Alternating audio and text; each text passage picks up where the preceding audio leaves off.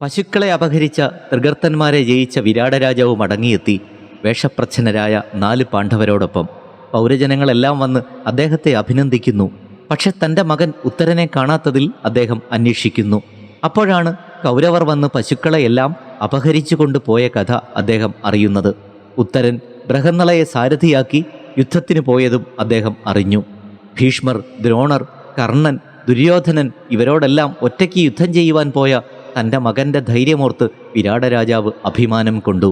എങ്കിലും മകൻ എന്തെങ്കിലും ആപത്ത് പിണഞ്ഞുവോ എന്ന ഭീതി അദ്ദേഹത്തെ അലട്ടി.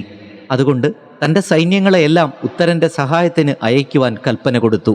വിരാടരാജാവിൻ്റെ ഈ പരിഭ്രമം കണ്ടപ്പോൾ കങ്കബ്രാഹ്മണൻ്റെ വേഷമണിഞ്ഞ യുധിഷ്ഠിരൻ പറഞ്ഞു, രാജാവേ, അങ്ങ് പരിഭ്രമിക്കേണ്ട.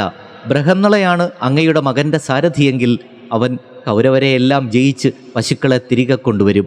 ദേവന്മാരെ കൂടി ജയിക്കുവാൻ കഴിവുള്ള വ്യക്തിയാണ് ബൃഹന്നള. അങ്ങ് പരിഭ്രമിക്കാതിരിക്കൂ.